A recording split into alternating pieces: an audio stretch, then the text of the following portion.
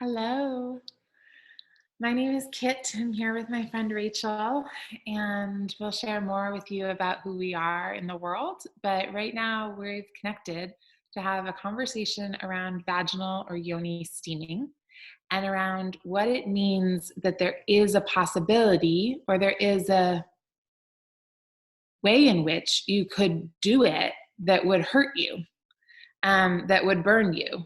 And it's one of the first things that I hear from adversaries to the practice expressing concern around. And for a little while, because of that fear out in the collective, I was shying away from it because I know so dearly in my own embodied heart that this is not a likely scenario, and it's one that is 100% avoidable. But could you burn yourself? Yeah. And so I'm so glad that my friend Rachel is here with me today because we were talking about what that means. And neither one of us really knows where this conversation is going per se. And that is something that excites me tremendously. So thank you, Rachel, and thank you, listener, for being here for us as we talk about what it means that, yeah, you could burn yourself. Yeah, I'm so excited to be here with you, Kit, and to dive into this more. And it feels good to like acknowledge this. Maybe we'll call it like shadow potential in this practice that we both really love. Mhm. And like, what do we do with the shadow? Like, we shine light there. And like, there's some pain in this shadow of like why we might burn ourselves on a yoni steaming box. Yeah. And so hopefully with this shining of the light, we can unearth some of that pain, unearth some of the conditioning that might lead that to be a problem or a situation that could happen, and like dispel some of the shadow, open it, and hopefully create more space for the magic of this practice to be embraced as the safe and powerful and epic healing modality that it is. It's like, yeah, we could have said that at the beginning. Like we're big pro on the yeah, we're pro. vaginal steaming. We're pro steaming. So we're open for you to be not pro. It's cool. Right. Exactly. We are open for empowered embodied choice. And like, and I think, and for whatever that means, like the largest cast of that web possible. And I think we have attracted through you and I becoming more devoted to our yonis, to our pleasure, and that evolution taking us into vaginal steaming and more connection to our cycle and to our bleeds. It's been wonderful to circle with more and more women who are going through a similar journey. And I will admit that for me, at least, part of why this conversation is so interesting, how it came to be, is that some of those women that we're doing that work with have come to us saying, we burned ourselves. And so I've heard stories of people burning themselves. I've been super nervous about it. I made the conscious choice when I launched Kitara, a company about vaginal steaming and providing beautiful products to support vaginal steaming. I was aware I needed to take the knowledge that somebody could get hurt, and I don't know, put it aside doesn't seem like the right verbiage, but I needed that to be true and have it also be true that I needed to bring this company to life, because the call for that was so powerful. And that was not easy to hold both of those truths at the same time. And so the way I got through that at points was like, but no one's going to. All you have to do is stand up. And I would say that, like, all you have to do is stand up. Just stand up.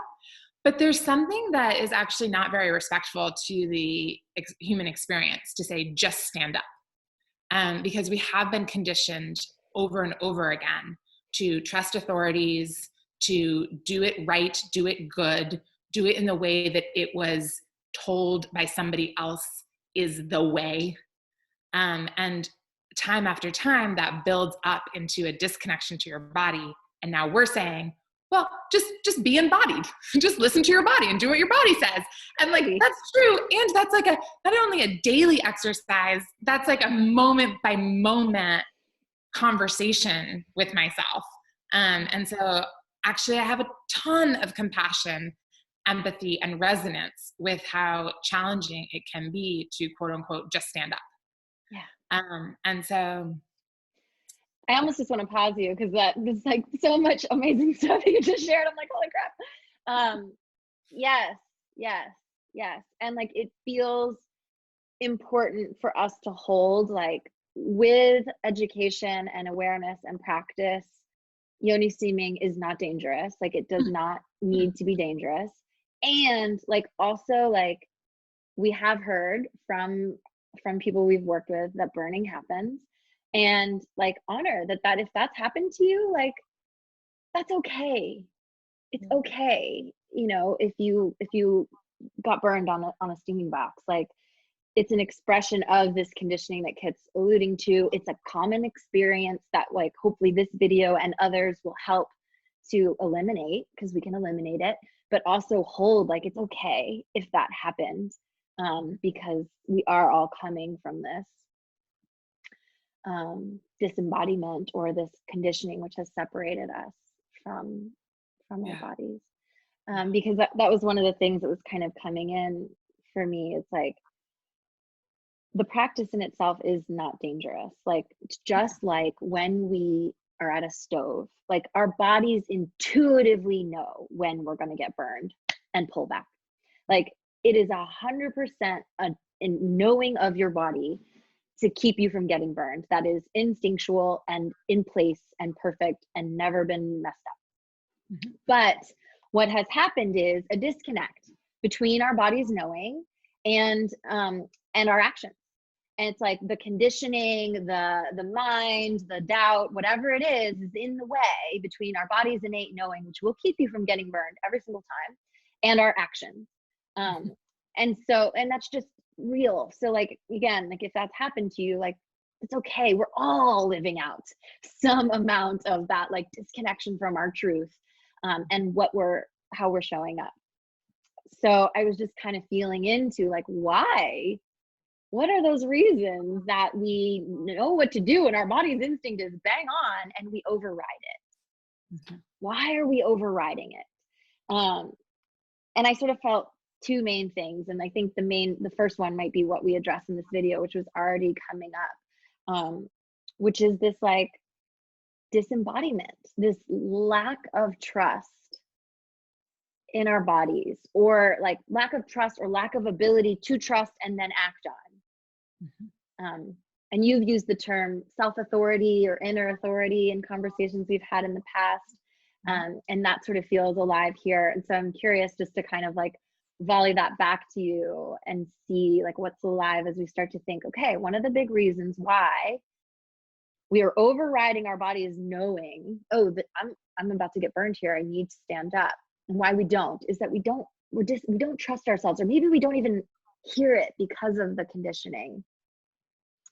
Well, what's so interesting about how that comes to Yoni steaming is that we're told our bodies are fragmented from the body and then the yoni, or, you know, and I think that we are told a lot about how to look after our bodies, much at the sacrifice of our natural rhythms, our natural intuition. So much of that intuition is honed in the yoni, or the yoni is the seat of the intuition.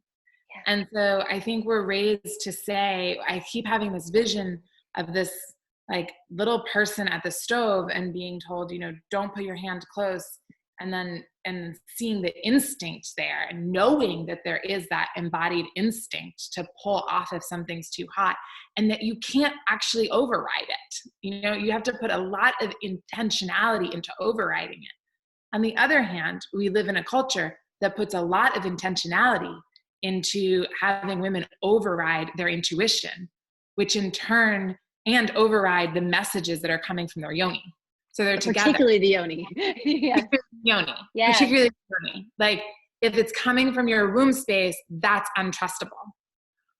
And so here we are now asking women to sit over steam always, whenever we're talking about it, all the verbiage is gentle steam. This is a practice that feels good. This is a practice that is relaxing.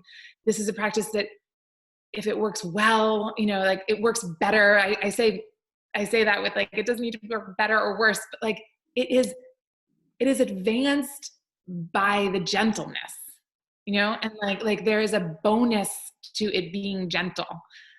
This isn't a work hard, play hard, Yoni steam hard thing.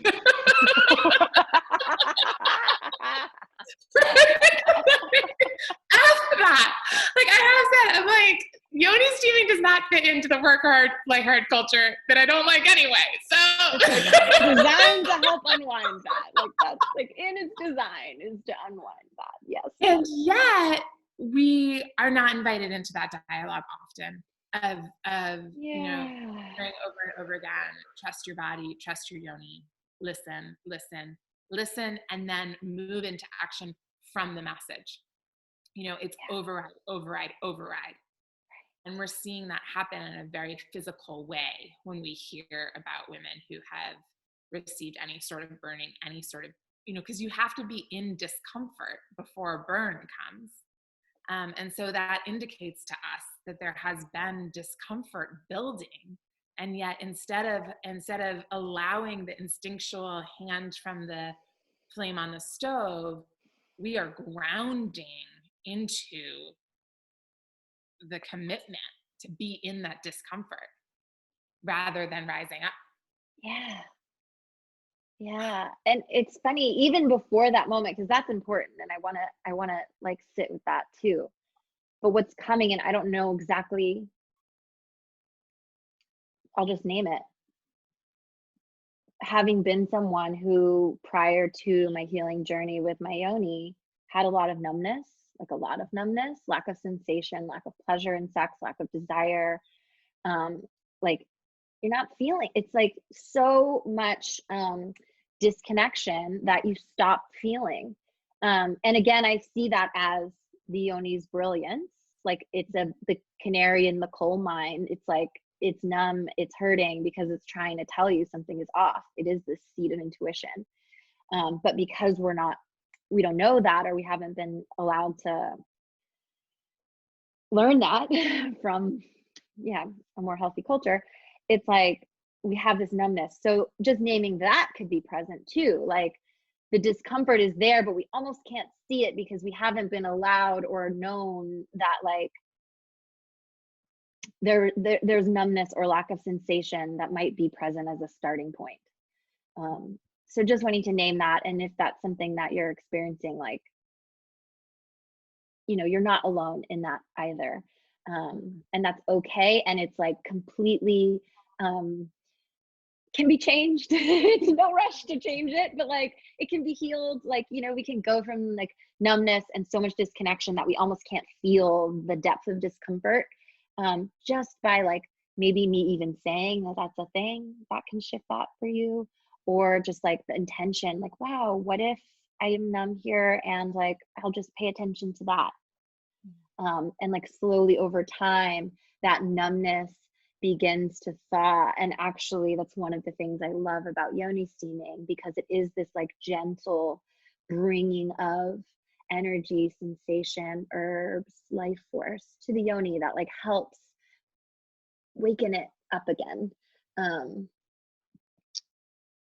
So it's like just wanting to acknowledge, like before even that moment of we've ignored discomfort is like a potential numbness where we can't even really feel the discomfort, because it's just like not consciously coming in yet.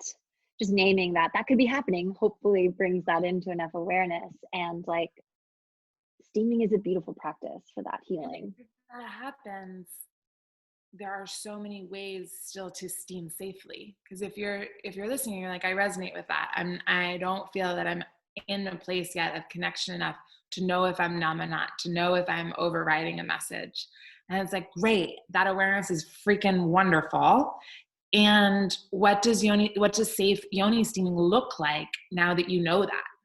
You know, like, do you put the burner on for 10 minutes and then let the steam cool for until, like, you know that another part of your body can sit on it for a long time? You know, do you, like, you do steam for just a couple of minutes and you just know that for 2 minutes after I've let the steam cool, that's going to be my routine. And I'm setting the intention that this is helping me connect, that this is helping me feel, this is helping me invite life force into my system. That intention and like 2 minutes of the most gentle steam, I want to witness that. Like, I can feel the power of that. And so, yes, thank you for that example, because it does remind us, it's like, this is an invitation to drop in, to allow what is to be. And then from that, explore, knowing that now, how can I steam safely? And I love that, because it's what was also alive for me around, you were sharing, okay, so there is, for many of us, maybe that awareness of discomfort, because it is strong, right? So like, maybe there's the numb piece, but maybe it is like, okay, I'm feeling discomfort. Actually, this fucking hurts. And I'm still sitting here. I'm overriding my impulse to stand up. And what is that? Like, that is a should energy, possibly. Let's explore that. Like this sense that, like, oh, I want to do this practice right. And someone said, you sit here for 30 minutes. Or I want to, I should be able to do this, especially in a group steam, which I've been in group steams before, and they're lovely, and powerful and epic. And like, in a group steam, I could see that, oh, well, she didn't need to sit up, so maybe I shouldn't, and like, that's not the right way, even though, who knows, maybe her pot is less full than yours, and so it's less hot, or who, right? But there's that moment, we all have that, right, where we're comparing, these were the instructions, or this is what this other person is experiencing. I should be able to. And it's like, that's this old paradigm, or the conditioned thinking. And I love what you're inviting us into with this, like, steam for 2 minutes, is this permission slip to toss all of the shoulds about how it's supposed to look out the window. Like, actually, what if this whole practice was a way for you to play and practice working with your knowing about what's right for you and what isn't? Like, just opening it up. There is no right or wrong way. You may have been given a prescription, or someone on YouTube may have said, this is how it's done. And maybe some of the magic of this time alone with your yoni is like really getting to play in, like, oh, what if my steaming is 2 minutes? What if my steaming is, I put the box up and then I sit there and look at it like the first 5 times, or I steam with my hands, and like, or whatever. Like, who knows? Maybe you lay on the thing and you steam your belly. Like, I don't know. Will tell you, steam your boobs.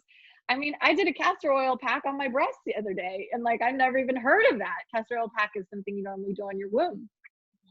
And my body was like, put it on your heart. And I was like, okay. I'm not going to Google this because I don't want to find out anything. I just know to do it. But this is the kind of stuff we start to access as, like, many, many months and years of listening, that I can start to feel these things. But like, that invitation to, like, make it yours. There's no right way. Like, your body knows. It does. And even if you don't know, pretend you do and do that. Imagine that you know, and see what happens. I'm actually realizing how representative of what you're saying, a lot of the questions I receive, they're illustrations of this, because they're asking for not permission, they're asking for a prescription of, how long, what do I wear, what do I do, and I'm full of ideas for people, but when people ask me, what do I wear? I'm like, there are bodies that are going to be better suited to be wearing really light clothing. I like to invite people to steam naked in their lovely birthday suit, is what I say. Pop that on, you'll be great. And then there are others who are able to accelerate the detoxification and some of the more physical benefits by wearing heavy materials and blankets and wraps and stuff. So, and then at the end, whenever I'm talking about that, I'm like, and the most important indicator of what to wear is, what do you feel comfortable wearing in that day? You know, I mean, like, this changes all the time. Like, it would be just like it would be overriding to stay sitting when something doesn't feel right and things feel too hot. It's overriding to say, well, Kit said that I'm able to wrap in blankets, so now I always have to wrap, even though you're sweating and you're uncomfortable and you're fighting with me in your head. It's like, no, if your heart is saying, you know, like I have, you know, I am in total support of everyone's intuition guiding them. And what do you want to do? We have, you know, you can use meditations and songs and like candles, or like, yeah, I've steamed in text, you know, it like wasn't watch TV, you know, like it happens. And like, and it was great. And there was like such a release. And I think there was actually a journey for me on permissioning myself to do that was okay. You know, like that's what I needed at that time. Like, so really, can we just be human? Right. Oh my God. I just have to raise my hand really quick and be like, okay, so my steaming routine involves 3 days, a little bit before the bleed, right? I bleed 23, 24, 25, those days of my cycle, 3 days in a row. And I do like to cover up when I steam. I wear my robe, I wear blankets, towel, like I get down. But last week when I was doing this, it was hot. It's hot in San Diego and I do not have air conditioning. And I will raise my hand and admit that I still steamed with all my blankets on. Not all, I took one of the main blankets off. But I still steamed in the robe 3 days in a row, and it was extremely hard to stay hydrated because it is like I was sweating a lot and it's already hot, and I was drinking so much water those 3 days, like, and like possibly maybe my intuition was saying like, dial it back. Steam in your birthday suit, girl, it's hot. And I overrode it, and it's like nuanced, and it wasn't like I'm like, you know, so dehydrated I can't move or whatever, but like, did I make it a little harder on my body than I had to be because I had this idea that that's how it was supposed to go, that's my routine? Yeah, like I just want to like name it, shit, and now I've named it. Cool, I can do it a little less intense. I only mention all of these things because I resonate. We know. Like I would know about them if I hadn't been there. So, exactly. Been there. So it's like, yes, there's like this nuance to it that we keep leaning it, we keep exploring, we keep dancing. It's all perfect. Like, do I need to be mad at myself that I maybe pushed my boundary? No, but is it so great? I can see it. Like, oh yeah. Can I be even kinder with myself next time? Right. Maybe. I'll try.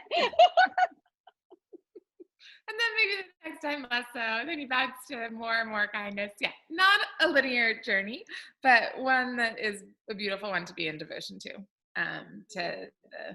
the listening.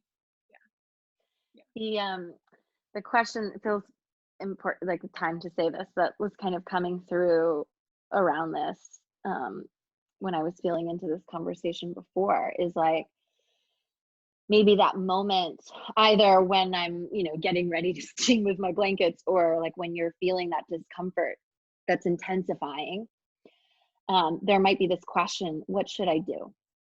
Right? What should I do? And we work with that question a lot in our culture, like trying to get it right, fix things, solve problems, you know, what should I do? And the question I thought to offer instead is, what is the most loving thing I could do? What is the most loving thing I could do? Yes. I mean, I just feel the difference of those questions in my body so clearly. Like, what a relief to be asked that question. And I can feel the inquiry with my body, like, body, will you show me what is the most loving thing to do for you? You know, what is the most loving thing to do? It's skip the steaming today. It's no blankets. It's blankets. It's 10 minutes. It's like, I don't even set a timer when I steam anymore, because I'm just like, she tells me. And sometimes it's kind of short, and sometimes I'm like, whoa, I've been on here a long time. it's like, what is the most loving thing to do? It also, Rachel, just as you said, that is a question that invites in self-authority. And the should pops us right out of it. I think the should is like, what should I do? What did she say? What does so-and-so do? What article did I read? You know, it pops us out into somebody tell me. The loving is like, okay, let's be in dialogue with ourselves. Let's connect to the inner authority and express that love through that inquiry and place.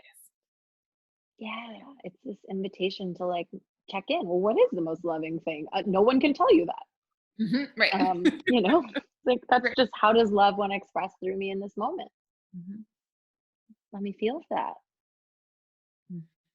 And like, you know, your body knows. Your body knows. You know. I just, even if you think you don't know, I promise you, you know. And like my teacher David Elliott does sometimes say, like, make it up. Imagine, like, if you're so stuck in like that, I've been there. I don't know what my intuition is saying. I don't know. And that's okay. That's like a symptom of this disconnected society we live in. We've all felt that. I can't hear my intuition. I don't know. And it's like, okay, that's fine. Imagine, pretend that you know, make it up. And even that will just open things for you to be like, okay, well, if I'm making it up, maybe I will just stand up, because it can't hurt. There's no agenda here. Let me just stand up and see if that's what I needed. Yeah. Great. Right. If you're swirling in the what's the most loving thing I can do, it's like pick something, you know, and it doesn't need to be the most perfect loving thing. It's just what's a loving thing for myself that I have access to in this moment. Great. And then I think also that invites me back into like, it's this really beautiful blend, like real self-authority from that place can invite in a remembrance of guidance and information that you've received, you know? And so they work together. Yes. You'll be like, what's the most loving thing? Oh, right. I do know that in extremely hot weather, this isn't advised, you know? Like, I do remember Kit saying that to me once. I do remember Kit saying that to me. Interesting. Yes. And and so I am feeling like I just want to do a little bit more of this on the actual sauna, because it struck me like the visual of standing up is powerful in its simplicity and in its expression. And I just, as you're going to do that, it's like really naming what you're saying. Like we're holding your intuition, your knowing as like the top of the mountain. That's what we're going for. That's beautiful. And there's something so wonderful about sharing information, about giving each other tools. Like, here's some wisdom that I discovered. How does that help you? How does that become another tool in your toolkit, or permission for you to like play or try on things? So it's like, here, we want to offer you this like tool, this bit of permission that has been serving for us. And yes. Oh, I love that. Not in juxtaposition to your intuition, but in support of it. So this is the Kitara sauna, and then this is the lid, and inside of it is a steam pot and a single burner that you can plug in. It's not on, and you just put the water and the herbs in. And I know a lot of people watching this already have a practice. So once the herbs have been cooking for 10 minutes, just turn off the heat. And then I always check with my hand first, and just make sure that it's like, okay, just a quick, like, yeah, that feels right. And then sit down and open your legs and sit out tall. And this position in and of itself, back to the like, if you just bring the intention, if you don't even put any water, herbs, or heat in, just sitting here is like gonna do some good stuff for you, because it's just, this is quite a pose. And then oftentimes I will have a blanket over me. And for me, it's funny. And sometimes I feel very called and very certain that I need to listen to a meditation. I need to be in silence. And I make sure that I'm in a room where I'm not going to hear anything. And other times it will be a day that I know is really important for me to steam because of where that day lands within my cycle. But I also will really want to be with my husband or watch TV or just chat with him. And so I'll do that too. I'll pull up the sauna right next to the couch. It's awesome. Oh, great. But when that's happening, it's even more, I know more where I'm making adjustments for the steam because I'm in relationship to somebody else. And so there have been times where I'm like, oh, it's getting hot. It's getting hot. And sometimes I just like kind of do a little squat for a moment and sit back down, and that's great. Or it's like, yeah, okay, that needs some time to cool. You know, and it's like, am I done? Am I complete here? Do I want to return? And how much longer should I make sure if I've turned the heat back on to support a longer steam? Is it time to turn that back down again? You know, how can I check in? And if and when it's right, all of those things in consideration, how I'm feeling about the length of the steam, how I'm feeling about where the heat has cooled to sit back down and really repeat the whole process of intuition of, ooh, it's getting warm to you know, I'm complete. Mm-hmm. Yes. Thanks for that demo. And it's reminding me, because I don't typically use a burner in my practice. I boil the water on the stovetop and then I put it in a pot, and I have some plates that I stack my pot on top of in my Kitara sauna. And I'm not sure that I've ever sat on it without needing to release some heat. Every time, actually. Every time, because like I don't have a burner, so it's like, and you're not using a there, right? So exactly. It's like I sit down, and sometimes I'm like straight back up. Sometimes I sit and I'm like, okay, I'm just gonna open my robe and let some of this billow out. Right. That's and like sometimes I lay all the blankets on and it's like, oh shit, it's still too hot. And like you gotta like you kind of like have the one leg up, like fanning it out. You know, and there's all these different moves, and it's like that's part of it almost every time because I'm like playing, is it 5 cups of water? Is it 4.5? Like I'm trying to find that sweet spot.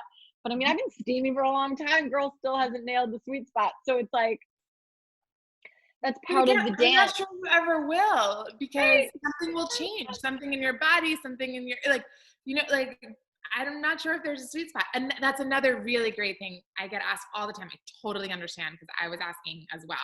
But I wanted to know exactly how much water and exactly how many herbs and exactly how long to cook them for. Yeah, like, totally. I must get asked, even though it says on the back of the herb packets, you know, use a couple tablespoons, and it's all like outlined very detailed.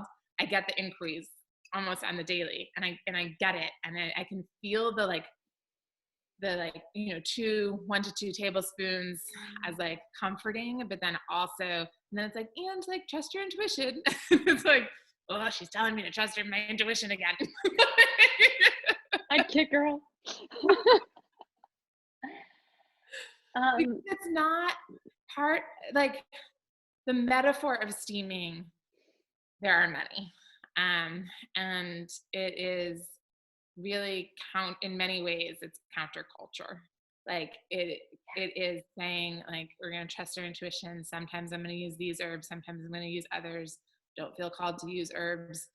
I have some rosemary. I don't know anything about rosemary. I'm certain that rosemary is meant to go into my steam pot. That happens. Did that this week, actually. You rosemary. Rosemary is really beautiful. But so you know, and that's something that kicks up a lot, and it's kicked up in me. Like I share that, and I get nervous. Yeah.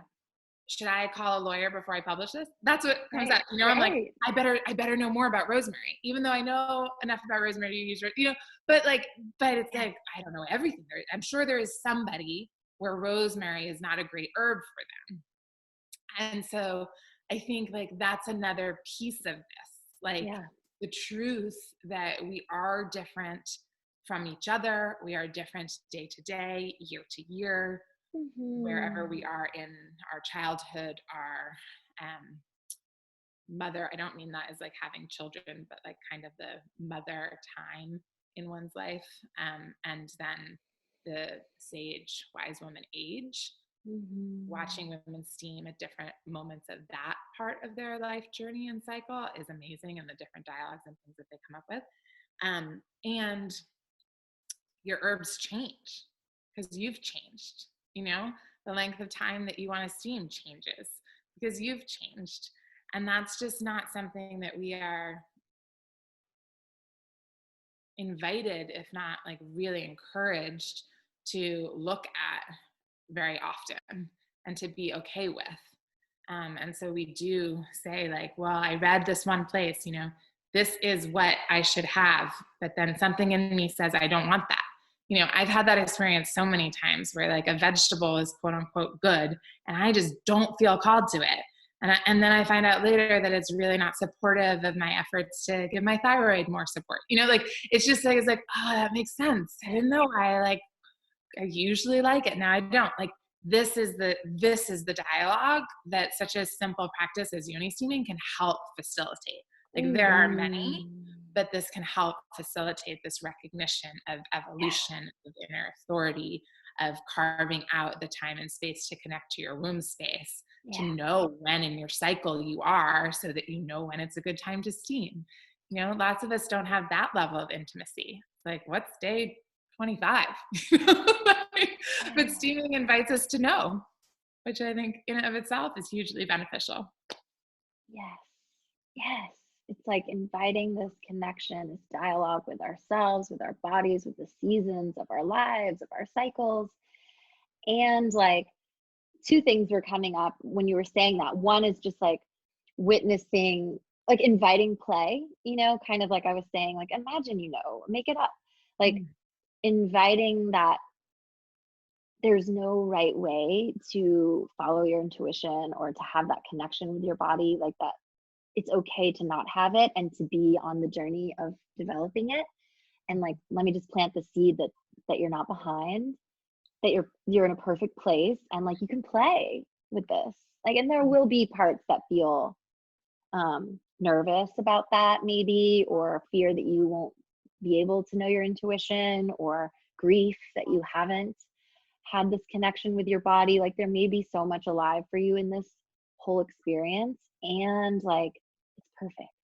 Like it's okay to be where you are and to be on the journey with it.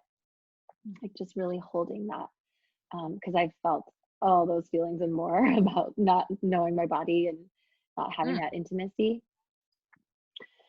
So I just wanted to name that, and also just to name that it's okay to want information and have questions.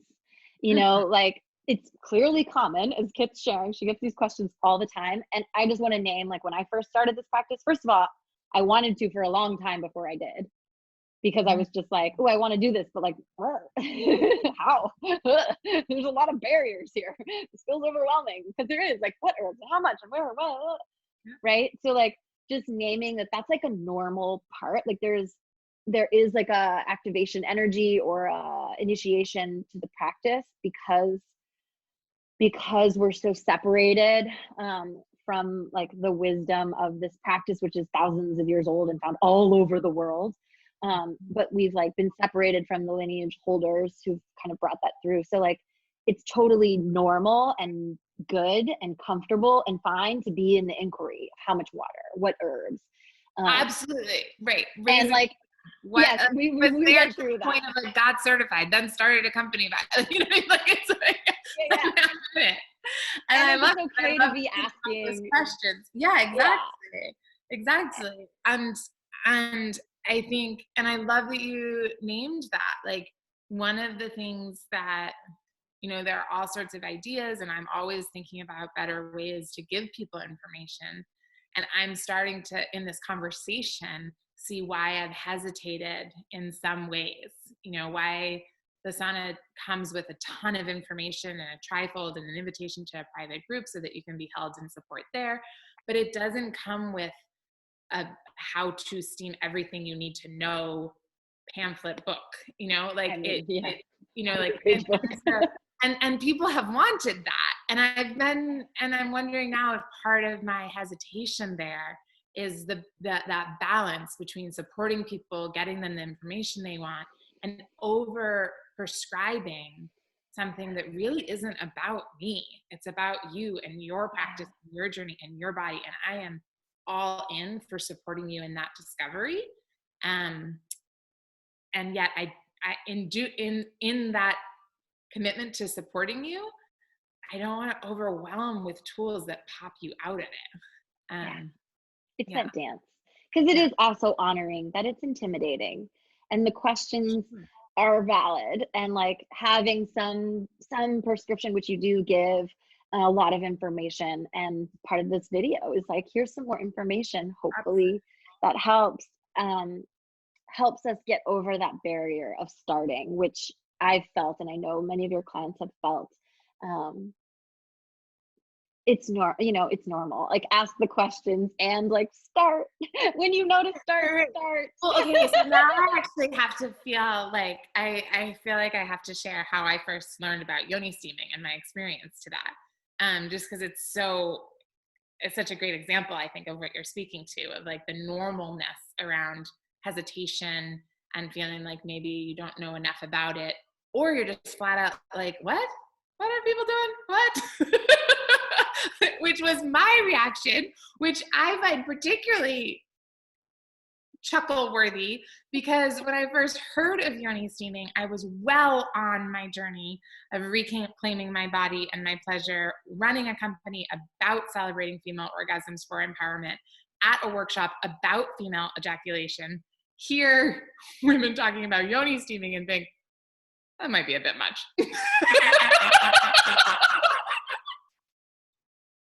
I'm driving home thinking, whoa, watching the judgments come in and realizing that it was such an invitation to explore what Yoni steaming was about before I wrote it off completely.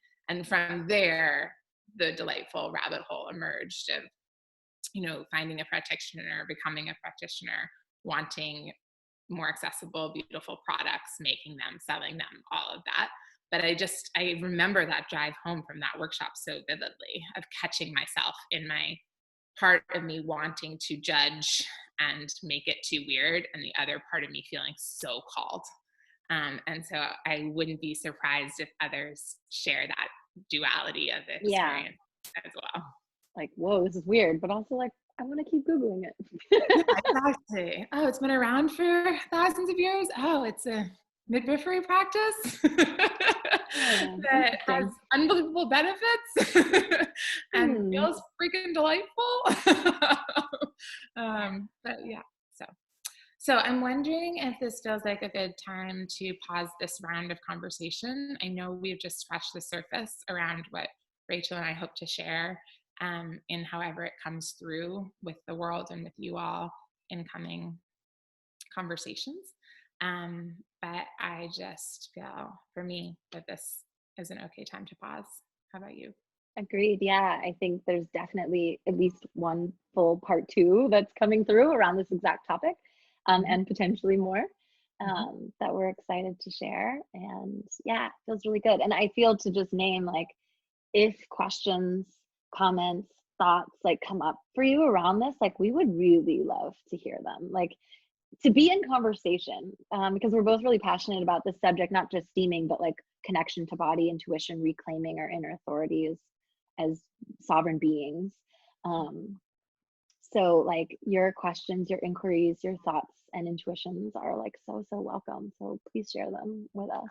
All of them, from ask again how many herbs and which kind, to to anything else that comes up around all of your experiences about living as a yoni-bodied woman, or yoni-bodied person and or woman, about what it means to have. A friend of mine said, she's like, I never realized it, but I didn't have furniture for my yoni yet, and now I do. Yes. So delightful when we share our experiences. Exactly. So sovereign beings in community, and so blessed and grateful for all of that. So I guess I haven't said this, but my name is Kit, and I'm the founder of Kitara, which is a company making beautiful, expertly crafted, and great value products for in-home vaginal steaming. And we also offer a lot of information, and we'll be building and building on that aspect of the business and community. And my dear friend Rachel, can you share a little bit more about who you are in the world before we wrap? Yeah, I mean, in this capacity, I'm a passionate lover of Yoni steaming, and a breathwork healer, an energy healer, an advocate for the Yoni and reconnecting in, yeah, whatever body you're in, how you identify in that body, but just, yeah, for us finding this, reclaiming the wisdom that's And for already right within us. now, we can find more of you at rachelsizemore.com.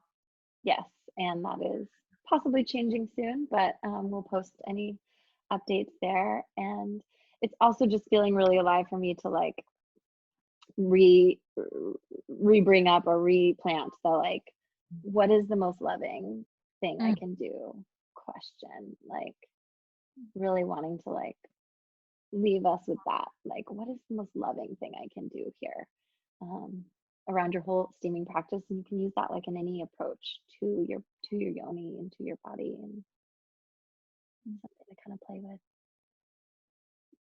Thank you. Thank you so much, Kit. I love you. Love you.